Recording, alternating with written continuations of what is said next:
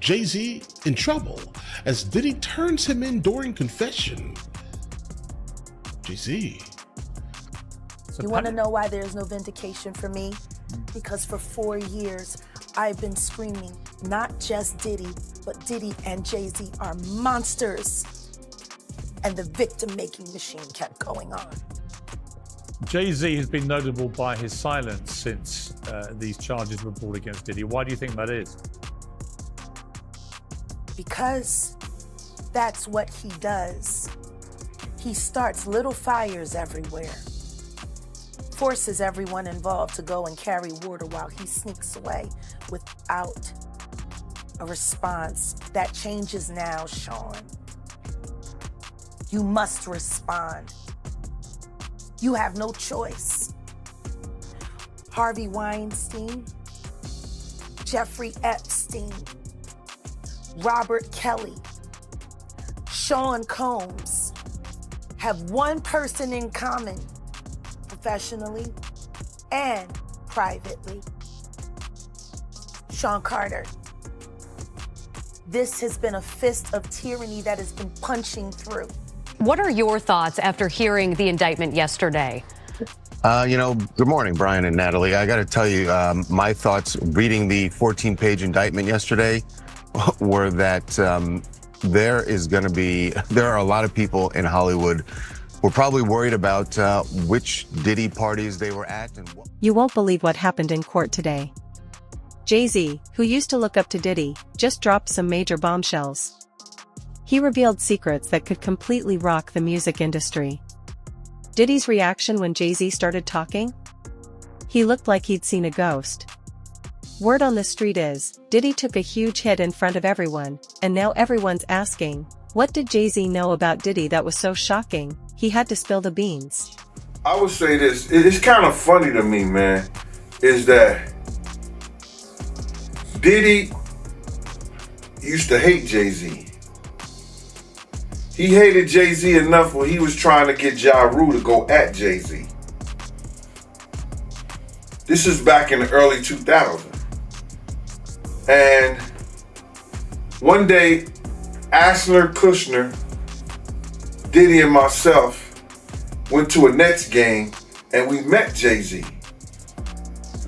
I've never been a Jay-Z fan, like some of his music, the whole 9 yards. But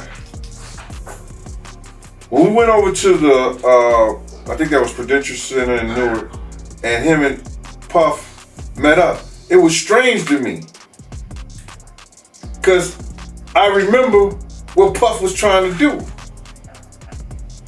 And then both of them, they was talking about something amongst each other, amongst all of us, and laughing and joking with each other.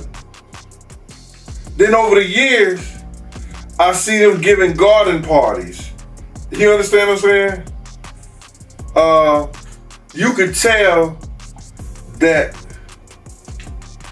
the people in power had gave that reign to Diddy, and Jay was next in line.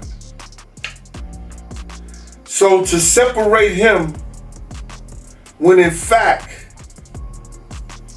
they may be two of the same, but because Jay-Z is low-key,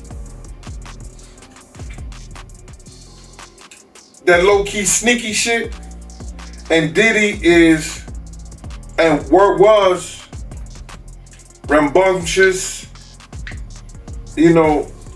just out with it, it don't mean that they not two of the same.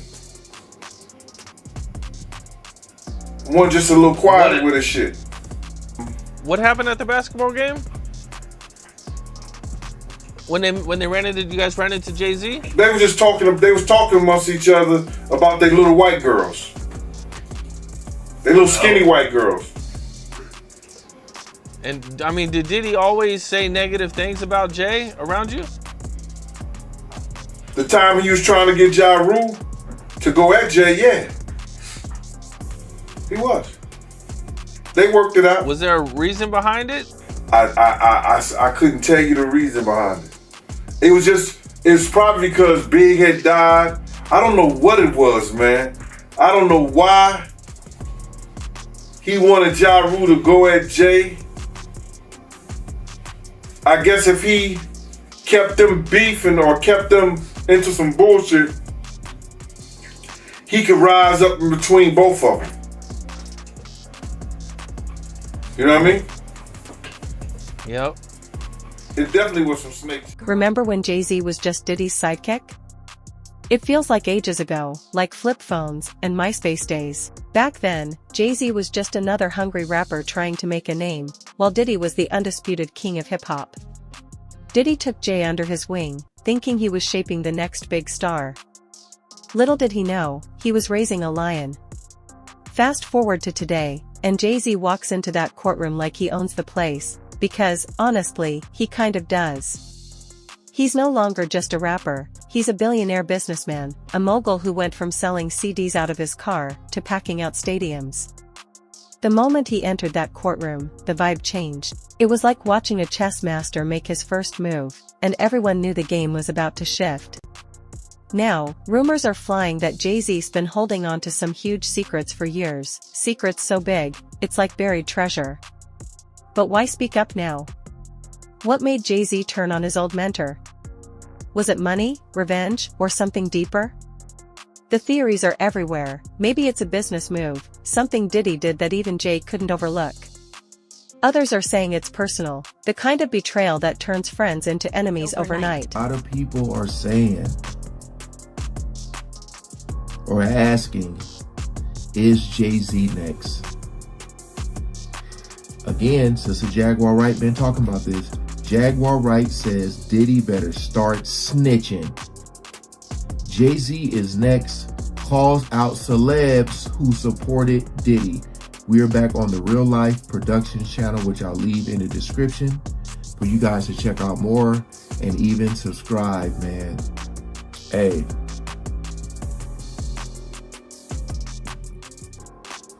I think it's going to take a lot.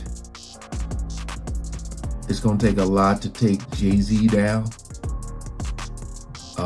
Just because I think he's really in deep with the people above him. So I think like they really going to try to protect him as much as they can. But boy, this brother is connected to a lot. A lot. So we ain't gonna waste no more time. Let's jump right into it.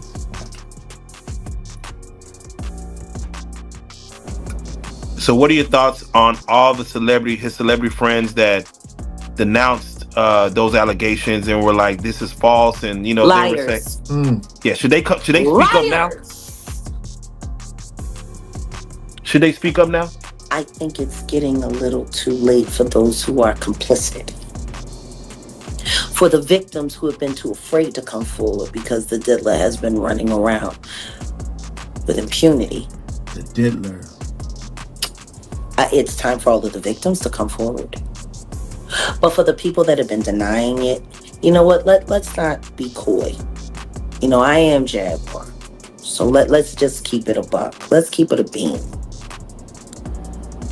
Stevie J should be charged. Mary J. Blige should also be charged.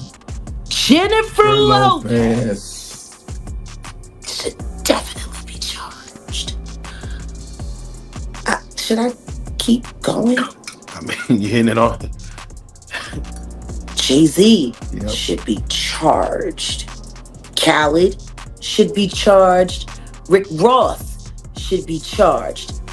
Usher should be charged and tried with him. Off of Justin Bieber alone. Now, Carisha and Rick Ross just sat down together in an interview. I know. Two Diddy doo-wop bops. What a reunion. Only thing they got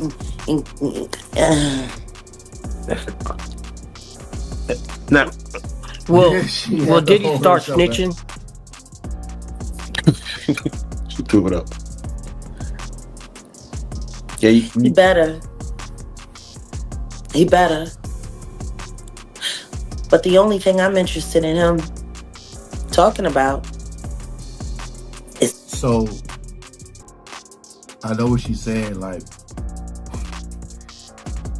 Diddy, again, this is all on if he make it to trial, but probably in order for him to get less time, he's going to have to take down a lot of people with him.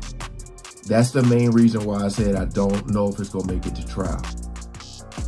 You know, because if Diddy talks, ooh-wee.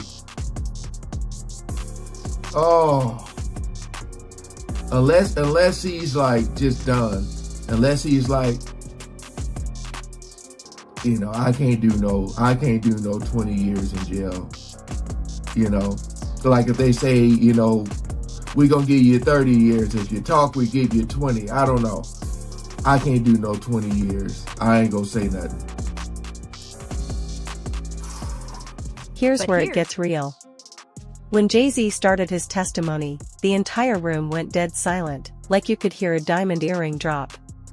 Everyone was on the edge of their seats, waiting for the bombshells he was about to drop, and what he said next was jaw-dropping. It wasn't just what he said, but how he said it, so calm and collected, like he was just reading a grocery list, not revealing secrets that could shake the whole music industry. He laid out the details slowly, piece by piece, showing how deals went south, promises were broken, and a side of the industry that most people never get to see. And girl, you should have seen his face. It was like watching someone realize they're on a sinking ship and their life jacket is losing air with every word. As Jay-Z spoke, you could literally see Diddy's empire crumbling. This wasn't just a little gossip, it was like a whole kettle of tea being poured over Diddy's head. And the wildest part? It felt like Jay-Z was just getting started, like he had a whole library of secrets to share, and he was only on the first page. The people in the courtroom were looking around, like, you know, obviously they're friends, they're business associates and affiliates, and of course they're not going to say anything because I'm not saying they were part of it, but they were around it. So it doesn't matter how they want to say it. If they come out and apologize, there's going to be more questions. If they don't say nothing, there's going to be questions. I have heard some things about the camp from Jay-Z, not from Jay-Z itself. And seen some things as well, I would say, but I want to be very careful here, that show similar puffy behavior, okay? You said from the camp of, not directly him, but people in his team. Got it, just to clarify. People, exactly, and very famous people. So again, it's just things that you wouldn't think that they will ever be capable of doing, but then they are doing it. So, but I'm not saying he did or did not. Jay-Z itself cannot say that. But have you spoken to people since this has now broke even bigger and more? Are people feeling more confident? Have you heard from specific people that you believe have gone through the ringer on this? Yeah, I mean, I have spoken to some people, and a lot of them are very broken, especially people that been in this industry for a very long time, that just have been silenced and been afraid of, what if I'm out of this circle? What am I going to do with my life, right? But they have actually recognized the abuse and seen, okay, that's not normal. Because a lot of people, they just felt like, well, it's just a part of this business and it's normal and it shouldn't be normalized. So I think it's good that all these things are coming out and people can actually heal and free themselves. If they come out and do a lawsuit or not, that's up to them. But sometimes it's just a healing for themselves, you know? Girl, if you thought that was wild, wait till you hear what came next. When Jay-Z spoke again, it was like he opened Pandora's box of hip-hop secrets. What he revealed wasn't just tea, it was a flood. The room was so quiet, you could have heard a pin drop. Everyone was leaning forward, waiting for the next bombshell, and trust me, he delivered. Jay started talking about shady business practices that had been happening for years, backdoor deals, shady accounting, and contracts that were more one-sided than a bad weed deal. He laid it all out, cool as ever, like he was just reading a list instead of dropping game-changing revelations. Then, he dropped the real bomb, how Diddy allegedly manipulated streaming numbers to boost his artists' rankings. I just want to say, I know a lot of people want to hear these stories and everything like that, because this is stuff that happened back in the day. And then maybe that if they knew there was going to ever be a YouTube, or they knew there was going to ever be social media, a lot of the stuff probably wouldn't have got played out like it did. But things happen and these are just stories from the past. I would like to use that as, what you call that, just to clear the facts up what's going on. But it all started, we was in Atlanta. And this story starts when I'm with Puff and he's in exotic bookstores and he's doing shopping, right? He's shopping, getting his stuff and everything like that. So, you know, this is the first time I was ever in an exotic bookstore with Puff.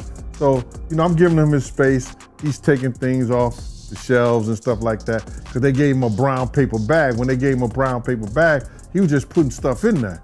So I said, damn, you know, he got to go put it on the counter and, you know, show everybody what he's getting. So as he's going, I'm just looking at the places where he's picking stuff from. So there's one part he picked up some things from up here on my left side. And then he picked like quite a few of them down. I was like, okay. He put them in the bag. So when I went by there and I looked up there and it said butt plugs. And I was like, hey, yo. I was messing with him. Because people don't understand, you know, we was like friends. He was a part of the same gang. So I'm still gonna tease him. I'm still gonna mess with him and everything like that. I could do that. It wasn't just no security thing. So I say, yo, what are you getting this for? And it said butt plugs. And he was like, yo, can I do my shopping by myself? I said, yeah, you could do it by yourself, brother. And he started walking and everything like that. When he got I just waited at the counter. When he got to the counter, he didn't even have to show the guy nothing. He just gave the guy a wad of money. I mean, like, he gave the guy a stack, something like this. And Puff wasn't the dude that carried no 20s and no 50s and nothing like that. And I mean, like, he just said, boom. And we walked out the store. So we had to leave Atlanta and go to North Carolina for a show. You understand? And it was him, this rapper, Sarah, and this other girl. We all got on a G5 jet, and we flew to G4 jet, and we flew to North Carolina. So later on that, I think that afternoon, same day, this rapper and him, they all in the room together. You know, it's Sarah, the girl, Puff, and this dude, this rapper. So I'm here at the door and stuff like that, like, yeah, so then next thing you know, somebody rang the doorbell. We had the presidential suite where we was at. So I opened the door and the dude said, yo, I'm here for my cousin. I said, who your cousin? And he said, Ja Rule. I said, well, he busy right now. He said, he busy doing what? I said, he with Puff, they're in the room, they busy, they don't want to be bothered. He said, well, I'm going in there. I said, bro, you ain't going in there because he told me they don't want nobody to be bothering them. He was like, yo, I don't care, man, I'm going in there. That boot like that. I said, yo, bro, Jesus Christ had to come down here and take the air out of my body before you get in that room right there. Watch. He tried to bum rush me. I grabbed it and threw him against the piano. When I threw him into the piano, Puff and Ja Rule runs out the room.